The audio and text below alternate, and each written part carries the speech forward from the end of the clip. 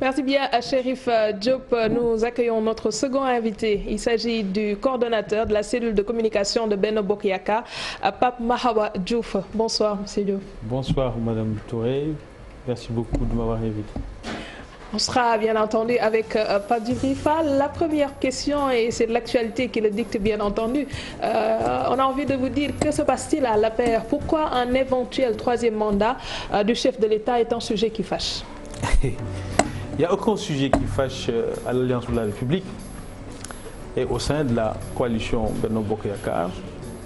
Néanmoins, nous avons une discipline de parti et nous avons également une discipline communicationnelle. Et aussi, nous essayons de faire autant que faire se peut pour faire en sorte qu'il y ait une cohérence globale lorsque nous nous adressons au peuple, eu égard aux missions pour lesquelles nous occupons les positions que nous occupons aujourd'hui. Qu'est-ce qui explique aujourd'hui le limogeage de Sory Kaba? Qu'est-ce qu'il a dit de plus qui n'aurait pas été dit depuis lors?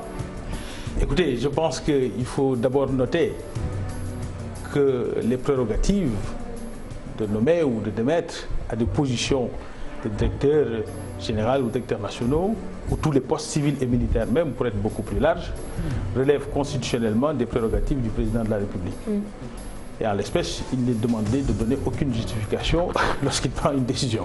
Donc cette décision, nous n'avons pas motivée par une invitation sur le plateau de la RFM avec Babacar Fall. Donc là, on ne peut pas comprendre qu'après cette émission-là, qu'au lendemain, qu'on se retrouve avec une telle décision et qu'on ne puisse pas le contextualiser. Ça ne veut pas dire que je ne dirai pas ce que je pense là-dessus. Oui, mais je précise simplement que ce n'est pas un commentaire sur la décision du président qui est une décision souveraine, c'est-à-dire qui n'a pas à le commenter ou à l'expliquer. Ceci étant, je pense qu'il est nécessaire pour notre coalition d'avoir une discipline de communication. Mais c'est quoi une discipline de communication? C'est une absence de démocratie? C'est aussi pour ça que nous avons récemment organisé ensemble une façon de prendre la parole publiquement. Donc on peut regretter quelque part que nous ne réussissions pas, en tout cas dans le cas d'espèce récemment, à mobiliser l'opinion sur l'essentiel, puisque... Donc vous pensez honnêtement que Sory Kaba a transgressé quelque chose? Je pense qu'il a peut-être commis des erreurs dans sa façon de communiquer. Exactement? Parce que l'objectif, en tout cas pour nous, au bout de 6 mois d'exercice de l'exécutif, après que le président Macky Sall ait gagné les élections haut la main sur la base d'un programme, la priorité pour nous n'est pas et n'est absolument pas autre chose. Donc la discipline communicationnelle, que la question, et je termine, la question simple de comment améliorer les conditions. Donc la discipline communicationnelle, voudrait dire éviter certaines questions dans l'espace public. Comment améliorer les conditions de vie de nos concitoyens reste le seul sacerdoce valable pour le président Macky Sall. Et faire le contraire, c'est de commettre une faute, M. Fall. La vérité, c'est que nous sommes dans une démocratie d'opinion et dans une démocratie citoyenne où les acteurs vous donnent mandat et au nom de ce mandat, vous devez leur rendre compte. On ne mesurera jamais l'impact des politiques publiques à travers le PSE2 avec le Macky 535. Là, vous êtes en train de me sortir du contexte. Bien sûr que je vais vous sortir du contexte. Et vous savez pourquoi, madame? Il est inacceptable que dans une démocratie comme la nôtre, qu'on mobilise toute l'opinion au bout de 6 mois et à la limite indécent autour d'une seule question, qui est la question de savoir qu'est-ce qu'on fait à la fin de ce mandat. Alors même que le mandat qui nous est tous donné, tous, y compris les acteurs de l'opinion publique et tous, c'est de dire comment transformer qualitativement la vie de nos concitoyens. Mais justement, est-ce que vous n'attribuez pas trop de pouvoir? Est-ce que vous n'attribuez pas trop de pouvoir à Sory Kaba qui n'a pas mobilisé toute l'opinion? Et d'ailleurs, au-delà de M. Kaba, nous refuserons qu'on nous enferme dans un sujet qui n'intéresse pas les Sénégalais. Mais justement, qui vous a enfermé dans ce sujet? Exemple, il a émis. Là, je dis. Est-ce qu'il n'a pas le droit d'émettre une opinion sur une question du journaliste qui lui a été posée? Alors, vous ne me ferez pas dire ce que je n'ai pas dit en début, ça veut dire commenter une décision du président de la République. Non. Ce que je dis par contre, et qui est clair, c'est que notre priorité, nous, aujourd'hui, et c'est la priorité du chef de l'État et de son équipe, c'est absolument pas de faire des commentaires qui n'ont pas du tout d'impact sur la vie au quotidien. Nous ne sommes pas dans un mandarinat. Ce qui est... Bien sûr que non, c'est d'ailleurs pour ça que vous me posez des questions librement et je vous réponds librement. Mais justement, parce que là, vous êtes dans toutes les dispositions pour esquiver la question sur l'éventualité de troisième mandat. Je n'esquive pas. Je dis. Est-ce que vous cautionnez ce que je dis? À moins qu'une injonction ait été donnée au cadre républicain afin que la question ne soit pas abordée. Je pense qu'il y a des choses qui doivent relever simplement du bon sens. Mais justement, il n'a rien transgressé, justement. Je ne parle pas du jugement ou non d'une prise de parole publique. Je dis ce qui est prioritaire pour notre communication. Et c'est pourquoi, d'ailleurs, j'ai accepté de venir parce que je considère que, globalement, comment on peut mener un mandat sur 7 ans, avoir des résultats tangibles, palpables, incontestables, au point que vous êtes réélu à 66% de taux de participation avec une majorité limite écrasante. Vous mobilisez les ressources du Sénégal pour mettre le Sénégal sur un nouveau cap avec de nouvelles priorités. 5 initiatives, et je le répète, et on continuera à le répéter. Préparez-vous. 3 programmes phares et 5 accès universels. Vous savez pourquoi vous souffrirez de l'entendre encore? Parce que c'est sur cette base, en effet, que les Sénégalais ont voulu donner encore confiance, avec fermeté et détermination au président Sall. Voilà pourquoi nous insistons. Nous parlerons de comment faire en sorte qu'on ait accès le maximum possible à l'éducation rurale, à l'eau potable, et qu'on transforme la vie quotidienne des Sénégalais. C'est ça la seule et unique priorité. Justement, peut-être que la nature a horreur du vide. Peut-être que justement, ces 5 programmes... 5 initiatives. Ces 5 initiatives... 3 programmes justement, et 5 accès universels. Mais 5, 3, 5. Non, justement, c'est parce que peut-être que ces programmes-là et ces initiatives ne sont pas au cœur du débat que les acteurs politiques, quand même, trouvent le temps de discuter de ça, justement, parce que celui qui est en cause ici, celui qui est en cause, pour ne pas le nommer, est directeur, était jusque-là directeur des Sénégalais de l'extérieur, était aussi un membre de l'APR. Et si aujourd'hui il trouve à parler d'autres choses, justement, c'est parce que peut-être que ce débat-là ne se pose pas actuellement. Je crois que vous ne m'avez pas compris. Je n'ai pas essayé de commenter la décision du président de la République. J'ai été très précis là-dessus. Oui, justement, vous il est totalement. Non, c'est un principe. Vous, d'ailleurs, vous ne devrez pas. Puisque le président de la République lui-même nomme à tous les emplois. Mais il n'est pas Dieu. Non, il n'est pas tenu. Mais il n'est pas Dieu. Justement, ces décisions peuvent être contestées. Non, mais ces décisions peuvent être contestées, M. Diouf. Non, bien sûr. Mais je dis juste qu'il n'est pas tenu de l'expliquer. Et nous n'avons pas d'obligation de le commenter. Mais nous avons un fait. Mais on peut s'interroger. Laisse-le terminer. Mais je dis juste que c'est un fait qu'on constate et c'est tout. Mais ce que je regrette, par contre, en tant que coordinateur de la cellule communication de Benno Bokk Yakaar, c'est qu'on mette des sujets qui sont de second intérêt au centre.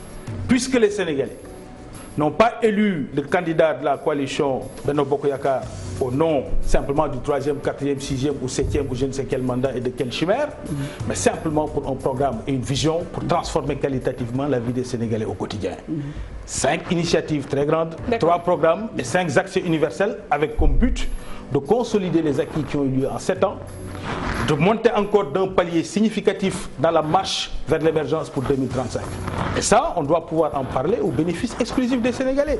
On ne peut pas et on n'acceptera pas qu'on nous impose un débat qui, au fond, n'intéresse pas nos compatriotes. Vous disiez tout à l'heure que vous aviez eu à vous rencontrer pour discuter de votre stratégie de com et tout cela. Comment se fait-il aujourd'hui qu'à chaque fois qu'il y a un leader qui sort au niveau de la mouvance présidentielle, que quelque part on voit une vague d'autres leaders sortir pour réagir, alors qu'à mon humble avis, si cette rencontre avait été faite en amont, vous auriez pu vous concerter de telle sorte qu'il n'y aurait pas eu ce capouillage-là. Je parle de Yakham Mbaye qui est sorti pour dire quelque chose et ainsi de suite. Donc il y a eu beaucoup de leaders qui sont sortis pour décrier ce qui s'est passé. Bon, comment se fait-il qu'aujourd'hui... Nous avons entendu le camarade Yakham Mbaye qui est sorti pour faire quelques précisions. Il avait bien raison. C'était dans le cadre de la communication, de la discipline communicationnelle. Mais il avait bien raison de le faire. Ceci étant, je pense que l'objet de ce séminaire était donc effectivement pour consolider notre stratégie. Et le principe naturel d'une stratégie, c'est de ne pas être public de toute manière. Mais soyez sûr d'une chose, l'objectif, c'est d'être beaucoup plus performant. Nous l'avons été par le passé. Nous devons l'être davantage sur les prises de parole publiques. Nous devons l'être davantage sur la consolidation et l'harmonisation des éléments, en tout cas de contenu, et la co-construction de l'argumentaire. Ça, c'est sûr. Et nous allons poursuivre dans cette voie. La seule chose qui est importante, c'est qu'on se rappelle toujours, et ça, c'est le credo de notre leader, le président Sall, c'est de comprendre que le pouvoir vient d'abord des populations. C'est ce qu'il a fait en 2012, ne l'oublions jamais. Il a fait 80 000 km pour gagner dès le premier virage. Mais c'est important. Vous savez pourquoi? On va revenir sur les 7 ans du président. Mais vous savez pourquoi c'est important? Je vais juste vous dire pourquoi. Il y a eu d'autres leaders de la mouvance présidentielle qui sont sortis, qui ont eu des positions qui ont été assez décriées, et pourtant le chef de l'État n'a pas eu la main aussi lourde que sur ce cas précis. Je ne peux pas être là à citer. C'est pour cela d'ailleurs, j'ai bien fait. On les entend avoir des positions assez gênantes. C'est pour ça que j'ai bien fait de vous dire dès le départ, et je le répète, c'est important, le président de la République nomme à tous les postes civils et militaires et n'est pas tenu de s'expliquer sur le sujet. Et je ne suis pas là pour l'expliquer. Mais nous avons le droit de commenter. Je dis juste une chose. Nous avons le droit tout comme vous commentez, donc j'ai la liberté aussi, moi, de commenter. Et c'est ce que je fais. Nous sommes dans une démocratie. Et je le fais en disant ceci. La ligne politique du chef de l'État, c'est un projet politique qui s'appelle le plan Sénégal émergent. On ne peut pas ne pas en parler, madame. Vous savez pourquoi? Si on arrête de parler de politique et de programmes de politique publique, nous parlons de détails. Il faut que nous arrêtions de parler de détails et qu'on parle de comment transformer qualitative la vie de nos compatriotes. Il faudrait alors qu'on vous invite sur un autre plateau pour parler du plan Sénégal émergent. Encore une fois, ce n'est pas l'objet de cette tribune. J'en reviens encore à 2 autres limogeages. Celui de Moustapha Ka, le directeur des droits de l'homme. On a également Samba Ndiaye-Seck, qui est le directeur de cabinet du secrétaire d'État chargé de la promotion des droits humains et de la bonne gouvernance, j'en passe. 2 autres limogeages qui coïncident également avec le retour de voyage de Genève, là où ils ont eu à tenir des propos concernant la réhabilitation de Karim Wade. Une autre sanction, on va dire. Alors, je ne considère pas là-dessus, encore une fois... Pas commenter. Non, j'ai commenté précédemment et je vais continuer de commenter. Je n'ai pas commenté dans le même sens que vous le souhaitez, mais mon commentaire était très clair et précis. Là aussi, je vais faire un autre commentaire, en espérant que ça aille dans le même sens que vous le souhaitez, mais ce serait une surprise tout de même. Je pense que, en vérité, la ligne de l'État du Sénégal n'a jamais changé sur cette affaire du groupe du Comité des Nations Unies sur les questions des droits humains. Depuis le début, le Sénégal reste sur sa ligne. La souveraineté judiciaire, du point de vue des politiques judiciaires du Sénégal, ne change pas, elle est souveraine. Le communiqué du ministère des Affaires étrangères vient confirmer en tout cas cette affaire en précisant que la ligne du Sénégal reste constante et donc un peu le portage des fonctionnaires n'a vraisemblablement pas été sur la même ligne que la ligne du Sénégal et donc en conséquence très probablement c'est ça qui doit justifier qu'ils aient été relevés de leurs fonctions. Des propos qui n'ont pas été disons discutés de concert avec la tutelle, ça beaucoup se le demandent. Les commentaires sont libres mais les faits sont têtus et là en l'occurrence les faits sont simples. La constance de la ligne de l'État. Le communiqué du ministère confirme que la ligne de l'État n'a pas changé de ce point de vue, pas plus qu'hier, qu'aujourd'hui la souveraineté de l'autorité de la chose jugée reste ce qui est ici. Mais comment se fait-il que les postes les fonctions qu'ils occupent, comment se fait-il qu'ils puissent se gourer à ce niveau-là? Qu'est-ce qui s'est passé en réalité? Alors ça, vous pouvez le demander lorsque vous les rencontrerez. Mais ce qui est constant, c'est que des avis d'experts ne peuvent pas remplacer nos juridictions nationales. Ça, c'est une chose. La seconde chose, c'est que la réconciliation ne signifie absolument pas de faire en sorte qu'il y ait une réhabilitation judiciaire, d'ailleurs qui n'existe pas dans notre lexique, en tout cas dans notre lexique judiciaire. Vous parlez de quelle réconciliation? Lorsqu'on parle de rapprochement, en tout cas, qu'on a observé entre... Mais où est le rapport? Non, mais où est le rapport? Parce que le rapport a été publiquement insigné par... Mais nous, on parle du comité des Nations Unies, du comité des droits des humains. Je vais préciser. Pourquoi vous évoquez les réconciliations? Est-ce que vous pensez qu'aujourd'hui, refuser les recommandations du comité des droits humains pourrait remettre en cause aujourd'hui les réconciliations qui ont été supposées? Il a été évoqué par certains de vos confrères l'idée que finalement les gens sont en train de négocier derrière le peuple sénégalais. Ce n'est pas dans le style et dans la façon de faire de la majorité actuelle. C'est ça que je voulais préciser.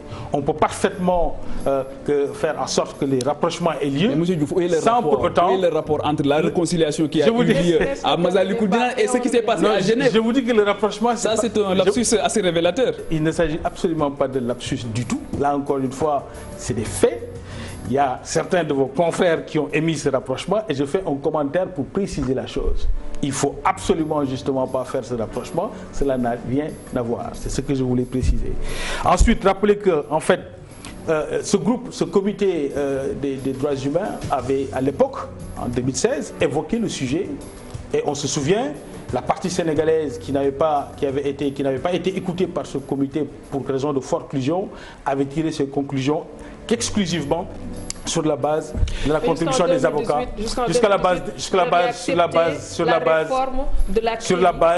la base en tout cas de la contribution des avocats de M. Karim Wade. Mais en l'espèce, la ligne de l'État ne change pas là-dessus. Mais Moustapha a bien maintenant, le portage par des fonctionnaires n'a pas fonctionné, n'a pas été efficace. Mais Moustapha a dit dans sa communication quelque chose qu'il faut aussi qu'il faut aussi faire remarquer. Il dit justement que lui, il est au cœur des affaires et qu'aujourd'hui, il y a des études qui sont en train d'être faites pour voir les conditions de révision du procès de M. Karim Wade. Mais que voulez-vous que je vous dise, M. Fall? L'État, dans ses instances les plus légitimes... Mais c'est l'État qui était à Genève, dans justement. ses instances les plus légitimes, je vais aller jusque-là, oui. Les plus légitimes pour parler du sujet, vous dit dans un communiqué public que tout ceci ne revendique absolument pas, ne reflète absolument pas la politique de l'État en la matière. Et que nous restons constants sur la ligne de l'État et en parfaite cohérence du début jusqu'à maintenant. Subséquemment en ça, les fonctionnaires en question ont été relevés de leurs fonctions. Je pense que c'est quand même un message explicite de l'État sur le sujet. La position de l'État ne change absolument pas. Oui, mais des communiqués aussi ont été... voilà. Bon, je crois que là-dessus, dans longtemps des communiqués. Ils représentaient leur propre compte. C'est vraiment... Ce rapport a été... vraisemblablement. Franchement, ce rapport a été minutieusement... Qui parle au nom du Sénégal et qu'après le lendemain que leur discours est peut-être dérangé, la tutelle qu'on puisse leur retrouver... Les faits sont constants. Mais ils ont été relevés. Ah non, les faits ne sont pas d'un seul bord. Les faits, il faut équilibrer les infos de part et d'autre. Non, je ne nie pas ce qu'ils ont dit. Ils l'ont dit, c'est public. Ça, tout le monde l'a vu. Mais ils ont été démentis par leur hiérarchie et relevés de leurs fonctions. Ça, c'est aussi des faits. Mais ce qu'il faut aussi relever, c'est que ces fonctionnaires n'ont jamais conçu ce rapport. Ils étaient bien en collégialité avec la hiérarchie. Ce rapport a été préparé minutieusement au Sénégal et présenté. Et quand un fonctionnaire aussi chevronné que Moustapha Ka dit qu'il y a des études qui ont été faites, qui sont en train d'être... des recherches sont en train d'être effectuées pour que ce projet, conformément, il dit même conformément à l'article 92 de la Constitution, mais là quand même, il donne des éléments qui sont extrêmement précis. Est-ce qu'un communiqué tout simplement de la hiérarchie, peut-être qui met le gouvernement aujourd'hui dans une situation inconfortable, peut tout remettre en cause? Mais vous savez, M. Fall, nous ne parlons pas depuis un désert. Nous parlons depuis un cadre extrêmement précis. Mais justement, le ministère et le ministre qui exécute tirent sa légitimité d'une source. La nomination de ces fonctionnaires tire leur légitimité d'une source. Et ils parlent au nom d'une institution. Oui, qui était à Genève. Lorsque cette institution les désavoue, c'est l'institution qui était à Genève. À travers un communiqué, c'est suffisamment explicite. C'est l'institution qui était à Genève, justement. Maintenant, qu'on puisse faire des commentaires et qu'on puisse s'imaginer ce qu'on veut, on veut bien, il n'y a pas de problème. Mais les faits sont extrêmement précis. Qui avait cautionné et la ligne de l'État sur cette question n'a pas bougé de rien. C'est l'État qui était à Genève. Il ne va jamais l'accepter. Il faut reconnaître qu'il y avait également une faille dans l'appareil. C'est ça qui Ce qui est constant, c'est que la ligne de l'État de 2016 à maintenant, sur les avis de ce comité, qui ne peuvent absolument pas se supplanter à nos juridictions nationales, peut-être que Moustapha Ka n'a pas bougé d'un État. Moustapha Ka peut-être qu'a pris les devants. C'est ça qu'on lui le coordonnateur de la cellule de communication de Benno Bokk Yakaar. Merci également à Pape Djibril Fall. Et à vous qui nous suivez de partout, mention spéciale à l'équipe technique. Demain, Inch'Allah, à la même heure, passez d'excellents moments en compagnie d'un programme.